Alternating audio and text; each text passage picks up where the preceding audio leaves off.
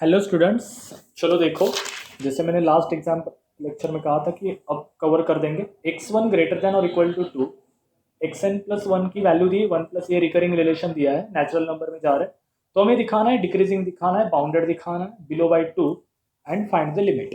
ठीक है, अब यहाँ पे देखो वंस अगेन, यहाँ पे सबसे पहले क्या दिखाना है, डिक्रीजिंग सीक्वेंस कैसी है, डिक्रीजिंग दिखानी है। ठीक है, डिक्रीजिंग का मतलब बहुत छोटी आनी चाहिए। अब देखो, we have to show that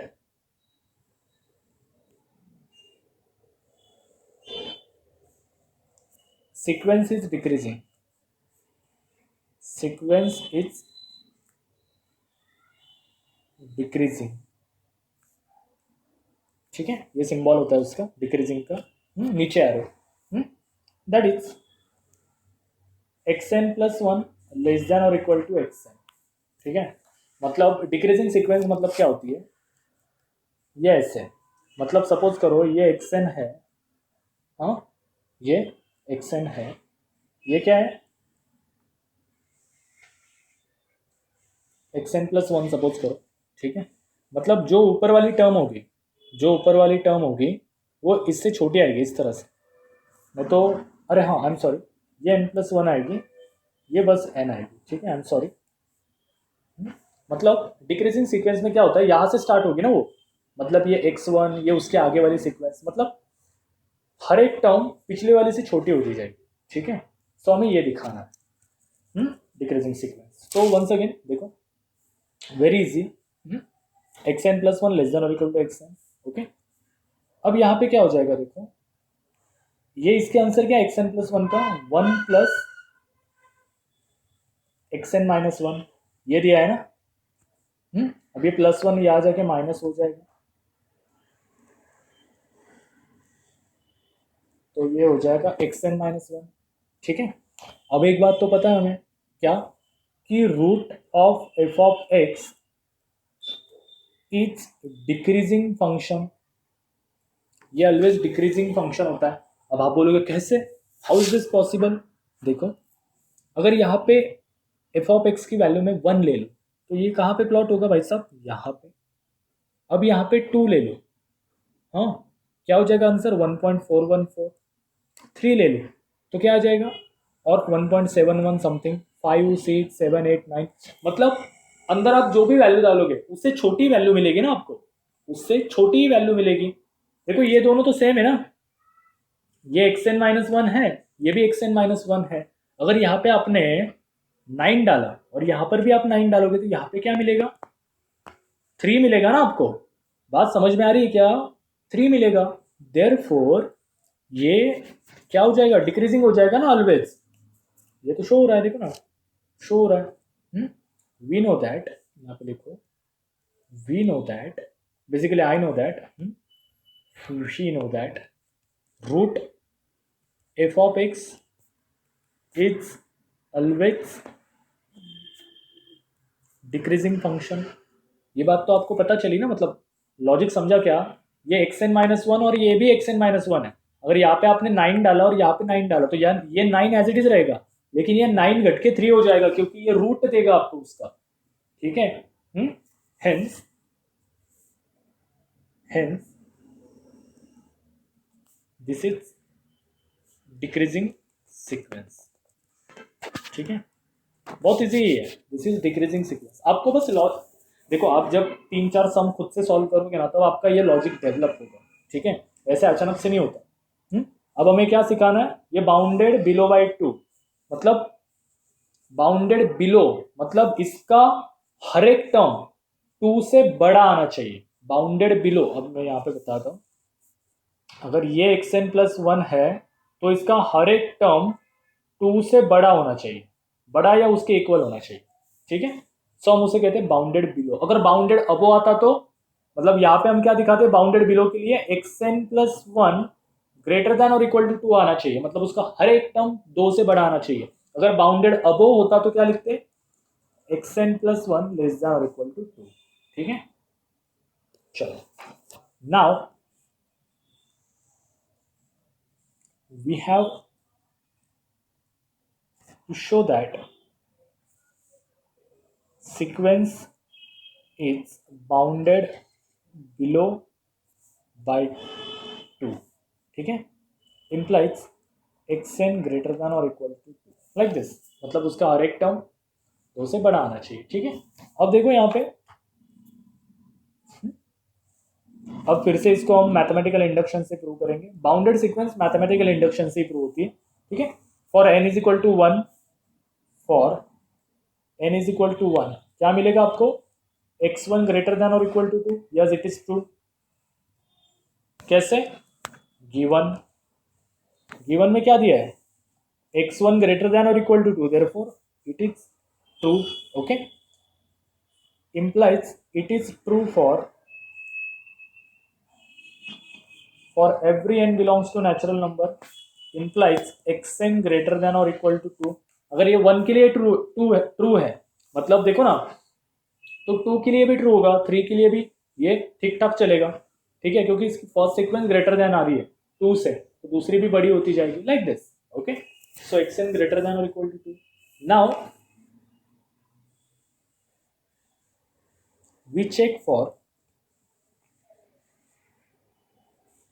n is equal to n plus 1 के लिए, ठीक है, n is equal to n plus 1 के लिए चेक करेंगे। तो ये क्या हो जाएगा, xn plus 1 is equal to 1 plus under root x n minus 1, ये दिया था ना, xn प्लस का आंसर क्या है 1 plus under root x n minus 1, ठीक है।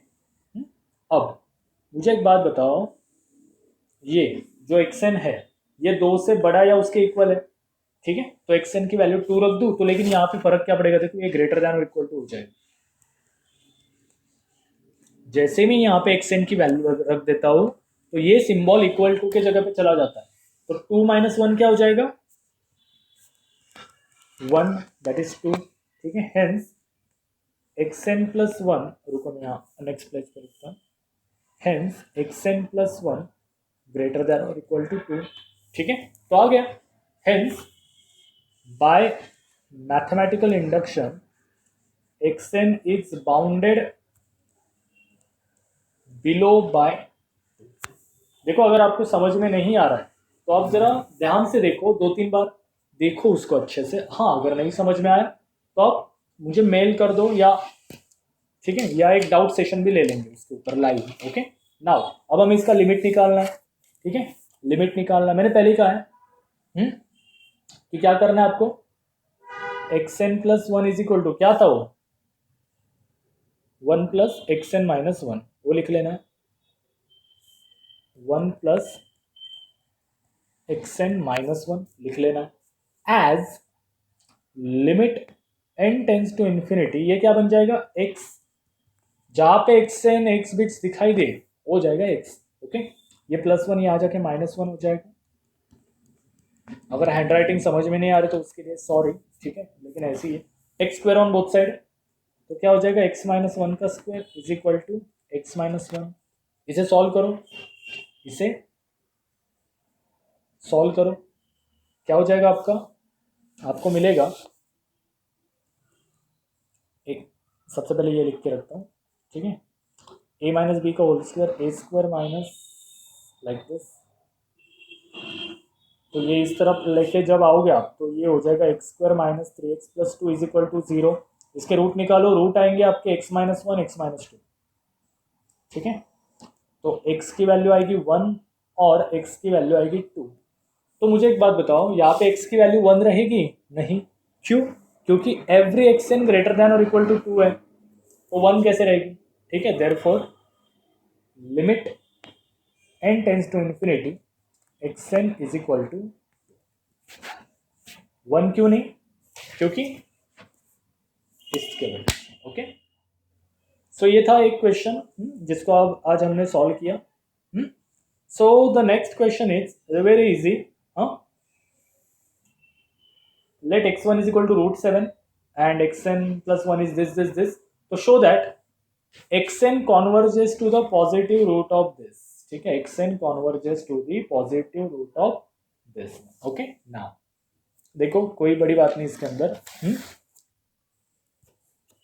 अब देखो यहाँ पे लिमिट निकालना है ना, तो आप एक लिख लो ना, xn plus 1 is equal to 7 plus x n, मैंने क्या कहा था, as limit n tends to infinity, ये क्या बन जाएगा x, ठीक है, और ये क्या बन जाएगा अंडर रूट 7 प्लस एक्स, ठीक है, x square on both side, तो ये हो जाएगा एक्स स्क्वायर, ये हो जाएगा 7 प्लस एक्स, इसको यहाँ पे लेके आओ, x square minus x minus 7 is equal to 0, okay, इसके रूट निकालो, ठीक है, इसके रूट निकालो, क्या आते हैं देखो, खत्म, इसके रूट निकालो, रूट आएंगे आपको, यूज फॉर्मूला मेथड, देखो यही लाना था ना, यूज फॉर्मूला मेथड, ठीक है, तो यहाँ पे क्या हो जाएगा देखो, फॉर्मूला मेथड क्या है पता है ना, delta is equal to minus B plus और minus B square minus 4ac upon 2a, बहुत सारे बच्चों को पता नहीं होती, ठीक है, हाँ, अब देखो ये यहाँ पे x square minus x minus 7 is equal to 0, ठीक है, तो ये क्या बन जाएगा 1 प्लस और माइनस 1 का square minus 28 minus minus plus upon 2, ठीक है, तो ये हो जाएगा 1 प्लस माइनस 21, 28 प्लस 1 29 अपॉन 2, मतलब यहाँ पे दो रूट आएंगे, एक आएगा x प्लस रूट 29/2 और x is equal to 1 minus root 29/2। अब यहाँ पे हमें दिखाना है कि ये जो xn है वो किसे कॉन्वर्ज होगा, इसे कॉन्वर्ज होगा पॉजिटिव रूट ऑफ दिस, मतलब इससे कॉन्वर्ज होगा, इससे नहीं होगा। देखते जरा इसकी वैल्यू क्या आती है, रूट 29 की वैल्यू निकालो तो आ जाएगी 5.38, ठीक है, रूट 29 की वैल्यू क्या है 5.38, 5164 समथिंग कुछ, तो वट एवर, इससे कोई लेना देना नहीं, तो x is equal to 1 plus 5.38 ही कंसिडर करता हूँ 385 अपॉन 2 और x is equal to 1 minus 5.385 upon 2। अब मुझे एक बात बताओ, इसके अंदर अगर 1 डाल दो तो ये क्या हो जाएगा 6.385 अपॉन 2, हाँ, और अगर इससे 1 निकाल लूँ तो ये हो जाएगा 4.385, ओ ये ऐसे कैसे हो जाएगा माइनस 4.385 अपॉन 2, ठीक है, हाँ, यहाँ पे देखो इसका आंसर क्या आएगा, ये वाले माइनस वाले का आंसर आएगा -2.192 वट एवर, हाँ, और प्लस वाले का आंसर क्या आ जाएगा 6.385 डिवाइडेड बाई 2, क्या आ जाएगा इसका आंसर, ये नेगेटिव वाले का और ये पॉजिटिव वाले का, पॉजिटिव वाले का आएगा 3.1925, ओके, इस तरह से, ओके। अब हमें दिखाना है कि ये पॉजिटिव को कॉन्वर्ज होती है, अब कैसे, देखो क्वेश्चन में ही आंसर दिया है, x1 की वैल्यू क्या है रूट 7, ठीक है, रूट 7 का आंसर आता है, जो x1 है वो रूट 7 है, रूट 7 का आंसर क्या आता है 2.64, ठीक है, 2.64, मतलब ये जो सीक्वेंस है, एक सेकंड में आगे लिखता हूँ, एक्स नेगेटिव का आंसर क्या आया, नेगेटिव रूट का आंसर -2.192, ओके, -2.192, और एक्स पॉजिटिव का आंसर क्या आया, वो आया 3.1925, 3.1925। हमें क्या दिखाना है, एक्सएन कहा जाती है पॉजिटिव रूट की तरफ, मतलब इस वाले की तरफ, ठीक है, तो जो अपना x1 है वो दिया है रूट 7, तो उसकी वैल्यू आती है 2.645। अब मुझे एक बात बताओ, अगर ये सीक्वेंस 2.645 से स्टार्ट हुई है, हाँ, तो ये कहाँ जाएगी, जाएगी कहाँ, या आगे ही जाएगी। अब आप बोलोगे आगे कैसे जाएगी, क्या लॉजिक है, देखो क्वेश्चन, देखो क्वेश्चन में क्या है, रूट है, रूट कभी निगेटिव आता है क्या बाहर, कभी सुना है आपने, रूट 16-4 आ गया, आ जाता है, डोंट वरी, आ जाता है, लेकिन यहाँ पे क्या है, नेचुरल नंबर है, नेचुरल नंबर में तो निगेटिव नंबर एग्जिस्ट नहीं होते, तो देयरफॉर ये सीक्वेंस हमेशा आगे ही जाएगी, आगे जाके मतलब क्या 2.64 से आगे जाएगी, मतलब कहाँ जाएगी 3.1925, हेंस प्रूव, समझ में आ रहा है, तो इस तरह से ये वाला सम करना था, ओके।